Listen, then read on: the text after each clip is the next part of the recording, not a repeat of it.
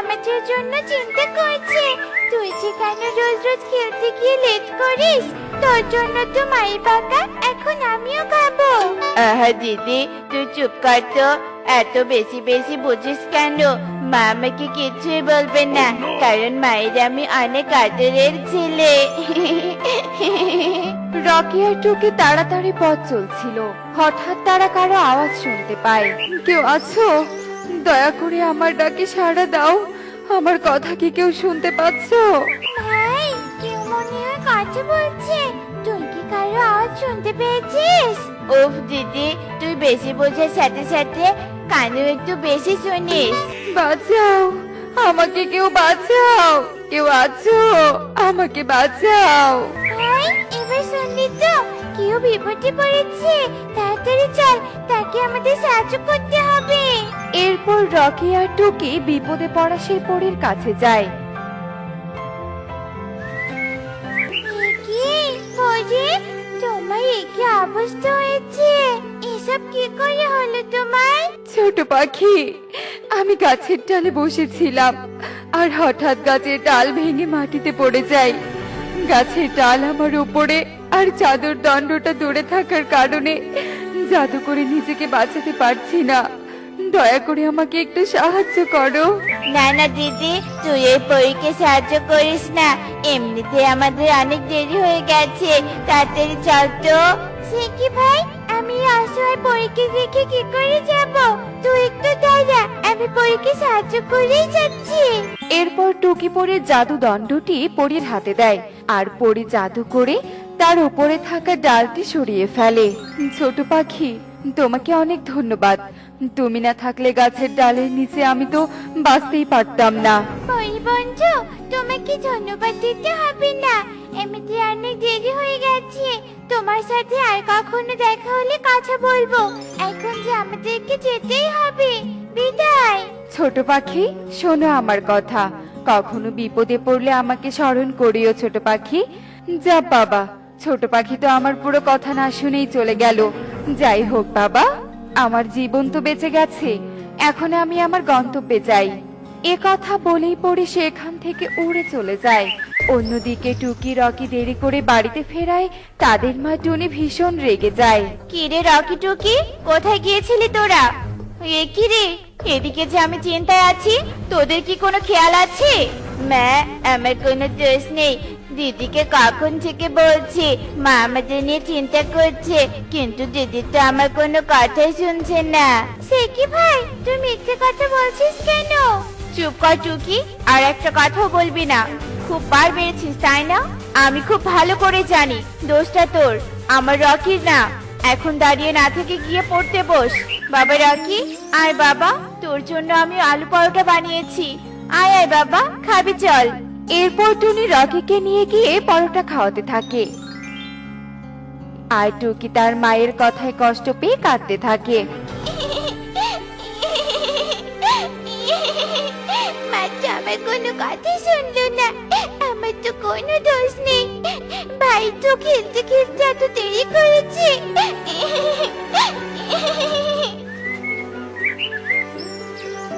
যাক বাবা, মা বুঝতে পারিনি আমার কারণে লেট হয়েছে। যা পাকা খাওয়া দিদি খেয়েছে, বেশ হয়েছে।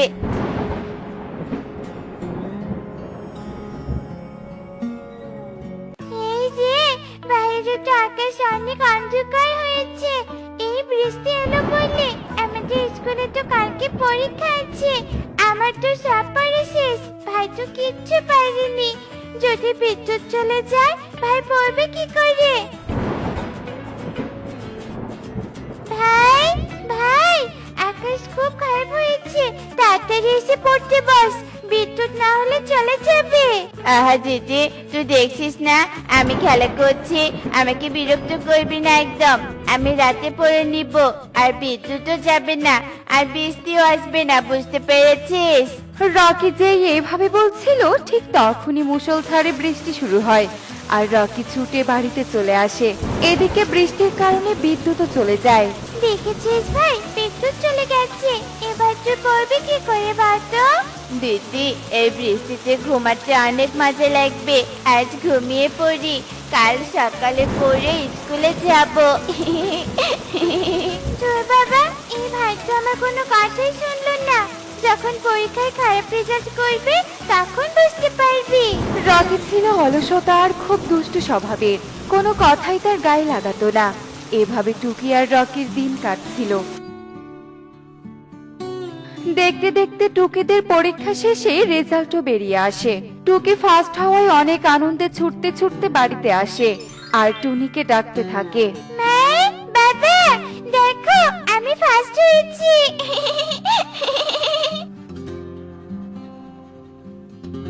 সে কি রে টুকি, তুই ফার্স্ট হয়েছিস? রকি কিছু হয়নি? বাবা, আমি সব লিখতাম কিন্তু আমার বন্ধুদের জন্য পারিনি।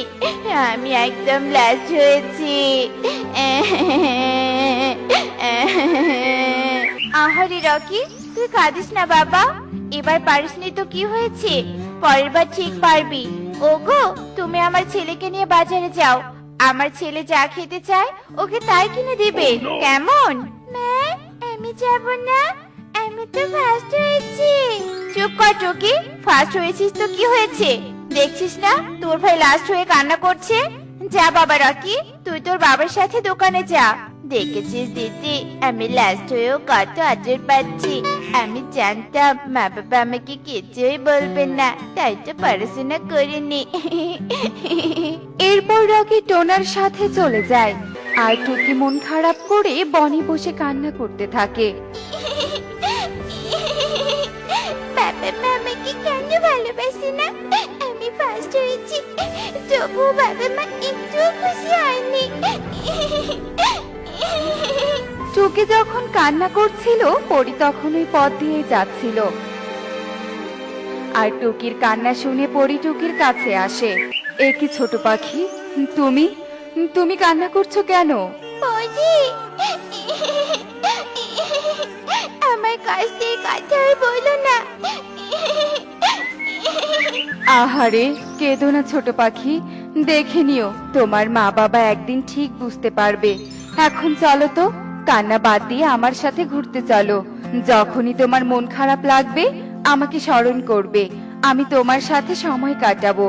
এরপর টুকি পরীর সাথে ঘুরতে বেরিয়ে পড়ে। রোজ রোজ টুকি পরীর সাথে সময় কাটাতে থাকে আর এভাবেই টুকি আগের তুলনায় অনেক ভালো দিন পার করতে শুরু করে।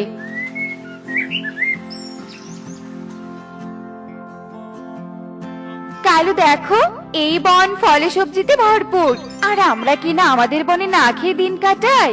ওগো, তুমি ঠিকই বলেছো, চলো গো, এই বনে আমরা আমাদের স্থান বানাই, দুজনে চুরি করব, খাবো দাবো, দিন কাটাবো।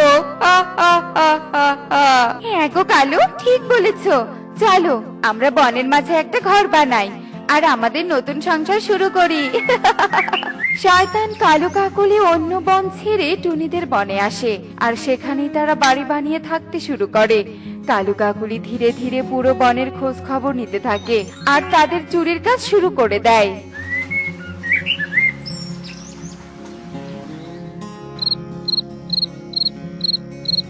একি সুখী, বাইরের নতুন আলুগুলো ঘরে তুললে না যে, যদি চোর চুরি করে নিয়ে যায়?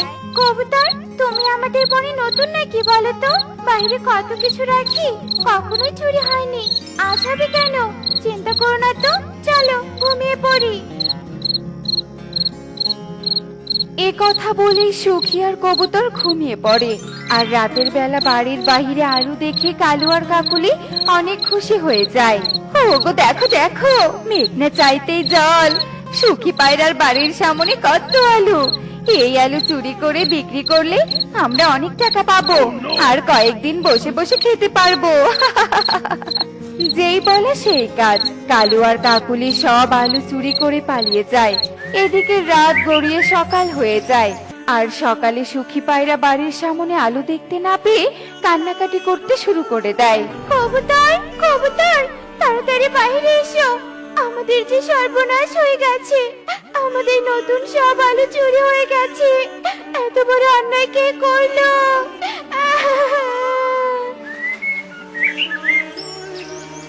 সুখী, এখন কেঁদে আর কি হবে? আমাদের যা সর্বনাশ হওয়ার তা তো হয়েই গেছে। উফ বাবা, তোতা, সারাদিন তো অনেক কাজ করলাম। চলো বাড়িতে গিয়ে এখন খেয়ে আসি। একটু পরেই তো সবজি ব্যবসায়ী এসে সবজি কিনে নিয়ে যাবে। কিয়ে চা চা, তোরা গেলেই তো আমরা শান্তি মতো চুরি করতে পারবো। আহ, আহ, আহ, আহ, আহ। এরপর টিয়ে তোতা সহ বাড়িতে যায় খাবার খেতে। আর এই সুযোগে কালু কাকুলি টিয়েদের জমির সবজি চুরি করে পালিয়ে যায়। আর কিছুক্ষণ পর টিয়েরা জমিতে এসে দেখে তাদের জমিতে একটা সবজিও নেই। হায় হায় রে, আমাদের সবজি সব কোথায় গেল? ওগো, এক্ষুনি তো সব সবজি রেখে খেতে গেলাম, কে চুরি করে নিয়ে গেল? এভাবে বনে চোরের উৎপাত বাড়তেই থাকে। প্রতিদিন কারো না কারো বাড়িতে চুরি হতেই থাকে। আর এসব দেখে টোনারাও অনেক ভয় পেয়ে যায়। টনি, বনে যে হারে চুরি হচ্ছে, কবে না জানি আমাদের নতুন সবজিগুলো চুরি হয়ে যায়। না না টোনা, এভাবে বলো না। আমরা মাথার ঘাম পায়ে ফেলে কষ্ট করে ফসল ফলিয়েছি, সেই ফসল আমি চোরের পেটে যেতে দিব না। টনি চলো, আমরা শহরে যাই ভালো সবজি ক্রেতাকে খুঁজতে। মোটা অঙ্কে নতুন সবজিগুলো বিক্রি করে দিব। কিন্তু সবজির জমি পাহারা দিবে কে? বাবা, আমি বাইরে দিব, তোমরা শহরে যাও। না না টুকি, তুই মেয়ে হয়ে এগুলো সামাল দিতে পারবি না। জমি পাহারা দিতে রাখি পারবে। হ্যাঁ টোনা, তুমি ঠিক বলেছো। বাবা রাখি, আমার বিশ্বাস তুই পারবি। যা বাবা, তুই জমি পাহারা দে, আমরা শহরে যাচ্ছি। টোনা টুনি শহরে চলে যায়।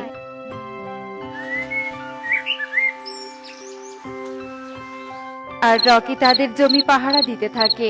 আর কালুরা রকিকে দেখে থমকে দাঁড়িয়ে পড়ে। এ কি কালু, এবার আমরা চুরি করব কি করে? এই জমি তো টুনির ছেলে পাহারা দিচ্ছে। আরে কাকুলি, তুমি চিন্তা করো না তো, এই ছেলেকে ভুলানো আমার তো বাঁ হাতের কাজ।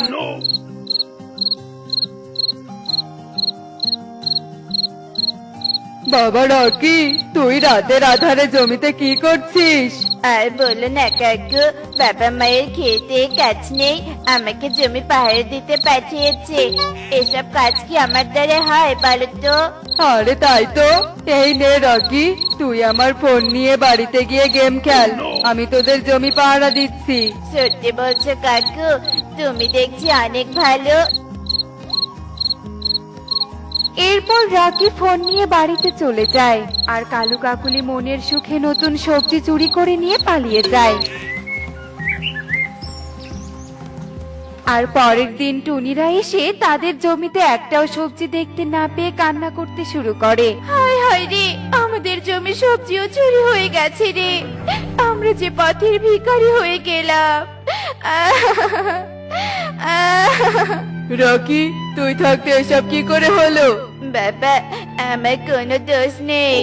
এত বড় অন্যায় করে বলছিস তোর কোনো দোষ নেই? আজ তোকে মারতে মারতে আমি শেষ করে দিব। মা, মারামারি করে কোনো কিছুই সমাধান হবে না, তোমরা শান্ত হও, আমি একটা ব্যবস্থা করছি। পরি বন্ধু, কোথায় তুমি? আমাকে সাহায্য করো। পরি বন্ধু, সাহায্য করো। এরপর টুকির ডাকে পড়ে প্রকট হয়। আর জাদু আয়নার মাধ্যমে চোর কালু আর কাকুলিকে ধরে নিয়ে আসে। বজ্জাত পাখি, নিজেরা কর্ম না করে অন্যের সবজি চুরি করে বেড়াস? তবে আজ তোদের শেষ দিন। পরে আমাদের ক্ষমা করে দাও, আমরা আর চুরি করব না, কর্ম করে খাবো। আমাদের ক্ষমা করে দাও পরে, ক্ষমা করে দাও।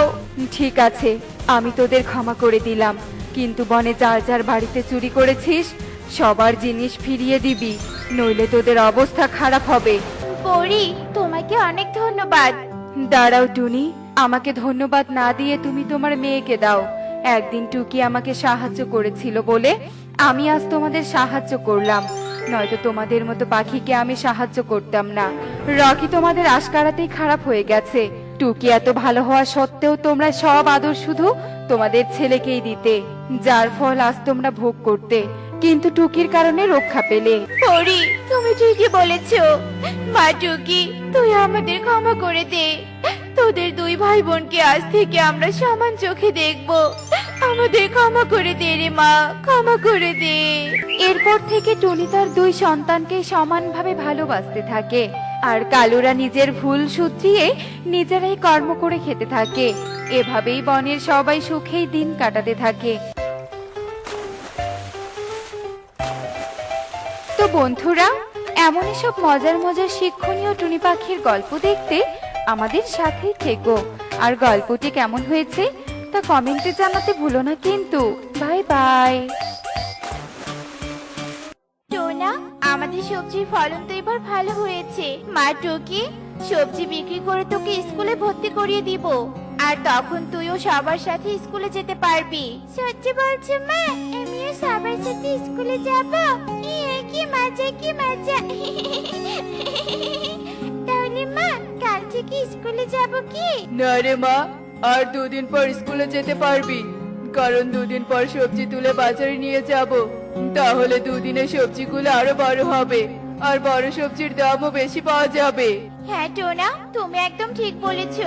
মা টুকি, তুই এখানে বসে খেলা কর, আর আমরা সবজির জমির আগাছাগুলো পরিষ্কার করে দেই। আচ্ছা ঠিক আছে মা। এরপর টোনা টুনি জমিতে কাজ করতে থাকে, আর বিকেল হতেই সবাই বাড়ির দিকে আসতে থাকে। এই টোনা, তুই যে আমার কাছ থেকে টাকা ধার এনেছিস, সেই টাকা কখন দিবি? তোর জমির সবজি কি বড় হয়নি, নাকি চুরি করে সব সবজি বিক্রি করেছিস? না না ইগল দাদা, চুরি করে সবজি বিক্রি করতে যাব কেন? সব সবজি আমার জমিতেই আছে। বিশ্বাস না হলে জমিতে গিয়ে দেখে এসো, আর 2 দিন পর সবজি বিক্রি করে তোমার সব টাকা শোধ করে দিব। আচ্ছা ঠিক আছে, তাহলে তোর কথা বিশ্বাস করলাম, তবে টাকাগুলো 2 দিন পর আমার বাড়িতে গিয়ে দিয়ে আসবি। আচ্ছা ঠিক আছে দাদা, দিয়ে আসবো। এরপর ঈগল সেখান থেকে চলে যায়, আর টোনা টুনি বাড়িতে চলে আসে, এবং এভাবে বিকেল গড়িয়ে রাত নেমে আসে। এ কি টুনি, বাহিরে তো বৃষ্টি হচ্ছে। বৃষ্টিতে সবজিগুলো নষ্ট হয়ে গেলে তো সর্বনাশ হয়ে যাবে, কারণ ওই সবজি বিক্রি করে যে ঈগল দাদাকে টাকা দিতে হবে, আবার টুকিকেও স্কুলে ভর্তি করিয়ে দিতে হবে। টোনা, চিন্তা করো না তো, এখনকার বৃষ্টিতে তো সবজির জমি ডুবে যাবে না। যদি সবজির গাছ পানিতে ডুবে যায় তাহলে সবজি নষ্ট হতো। দেখো, কিছুক্ষণের মধ্যে বৃষ্টি থেমে যাবে। চলো এখন আমরা ঘুমিয়ে পড়ি। হ্যাঁ টুনি, তাই যেন হয়। এরপর টোনা টুনি ঘুমিয়ে পড়ে, আর এদিকে বৃষ্টি ছাড়ার কোনো নামই নেই। এভাবেই সেই রাত কেটে সকাল হয়ে যায়, আর সকাল হতেই বৃষ্টি থেমে যায়। কিন্তু সারা রাত বৃষ্টি হওয়ার কারণে টোনার সবজি পানিতে ডুবে যায়। এ কি সর্বনাশ হয়েছে টুনি, আমাদের সব সবজি যে পানিতে ডুবে গেছে।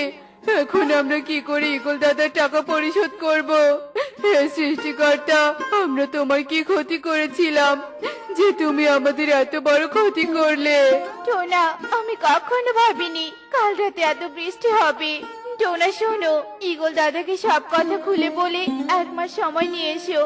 1 মাসের মধ্যে আমি আর তুমি কোনো কাজ করে ঈগল দাদার টাকা শোধ করে দিব। হ্যাঁ টুনি, সেটাই করতে হবে। এরপর টোনা ঈগলের বাড়িতে চলে যায়। ঈগল দাদা, ঈগল দাদা, বাড়িতে আছো? কি হয়েছে, সকাল সকাল বাড়িতে এসে চিৎকার করছিস কেন? আমার পাওনা টাকা দিতে এসেছিস নাকি? না মানে দাদা, কাল রাতের বৃষ্টিতে আমার জমির সব সবজি যে নষ্ট হয়ে গেছে, তাই বলছি কি তুমি আমাকে 1 মাস সময় দাও। 1 মাসের মধ্যে তোমার টাকাগুলো শোধ করে দিব। কি বলছিস এসব? টাকা নিয়ে গেছিস বেশ কয়েকদিন হলো, আবার 1 মাস সময় চাইছিস? তোকে কোনো টাকা দিতে হবে না, তুই বাড়ি ছেড়ে চলে যা। টাকার পরিবর্তে আমি তোর বাড়ি আর জমিটা নিয়ে নিব। কিন্তু দাদা, আমি কোথায় যাব? দয়া করে আমাকে 1 মাস সময় দাও। আর তাছাড়া আমার জমি বাড়ি বিক্রি করলে তো তোমার টাকার থেকে বেশি টাকা হবে। তাহলে বিক্রি করে আমার টাকা দিয়ে যা। তোর কাছে 2টো অপশন আছে, আজকের মধ্যে আমার টাকাগুলো দিয়ে যাবি, নয়তো বাড়ি জমি ছেড়ে চলে যাবি। আমি তোমার টাকা পরিশোধ করতে পারবো না, তাই বাড়ি জমি ছেড়ে চলে যাব। তুমি সব নিয়ে নিও। এসব বলে টোনা বাড়িতে চলে আসে, আর টুনিকে সব কথা খুলে বলে। চলো টোনা, এই বন ছেড়ে পাশের বনে চলে যাই। এই বনে থেকে যদি বিপদে কারো উপকার না পাই তাহলে এখানে থেকে কি করব? কিন্তু মা, পাশের বনে গেলে আমি স্কুলে আসবো কি করে? পাশের বনেও স্কুল আছে রে মা, তোকে ওই স্কুলে ভর্তি করিয়ে দিব। এরপর টোনা টুনি তাদের প্রয়োজনীয় জিনিসপত্র নিয়ে পাশের বনের উদ্দেশ্যে রওনা দেয়, আর কিছু দূর যেতেই পথে তারা একটি কালো জামের থোকা পড়ে থাকতে দেখতে পায়। টোনা দেখো, কত সুন্দর কালো জামের থোকা পড়ে আছে। কতদিন থেকে জাম খাই না। চলো আমরা এই জামগুলো খেয়ে নেই। পড়ে থাকা ফল খাওয়া কি ঠিক হবে টুনি? খা খা, জামগুলো খেলে আমি তোদের বশে আনতে পারবো, আর তখন তোদের রক্ত খেয়ে আমার শক্তি বৃদ্ধি করবো। ডাইনি এসব বলে টোনাদের দিকে তাকিয়ে থাকে, আর তখনই ওই পথ দিয়ে এক পরী উড়ে যেতেই ডাইনির সব কথা শুনে তাড়াতাড়ি টোনাদের কাছে চলে আসে। এই জামগুলো তোমরা খেও না। কিন্তু কেন পড়ি? এক ডাইনি পাখিদের ধরার জন্য জামগুলো দিয়ে জাল পেতে আছে। তোমরা এই জামগুলো খেলে ডাইনি তোমাদের বশ করে রক্ত খেয়ে ফেলবে। কি বলছো এসব পরি? তো ডাইনি কোথায় আছে? এই শয়তান পরি, তোর এত বড় সাহস, তুই আমার কাছে ব্যাঘাত ঘটালি। আজ তোকে আমি উচিত শিক্ষা দিয়েই ছাড়বো। কে কাকে উচিত শিক্ষা দেবে তা সময় হলেই বোঝা যাবে ডাইনি। পরীর কথা শুনে ডাইনি ভীষণ রেগে যায়, আর তার জাদু শক্তি দিয়ে যখনই পরীকে ডাইনি বন্দি করতে যাবে তখনই পরী ডাইনির সব জাদু শক্তি কেড়ে নেয়। এ কি, আমার জাদু কাজ করছে না কেন? তার মানে তুই আমার জাদু শক্তি কেড়ে নিয়েছিস? তাড়াতাড়ি আমার জাদু শক্তি আমাকে দিয়ে দে বলছি, নয়তো তোর অবস্থা খারাপ করে দেব।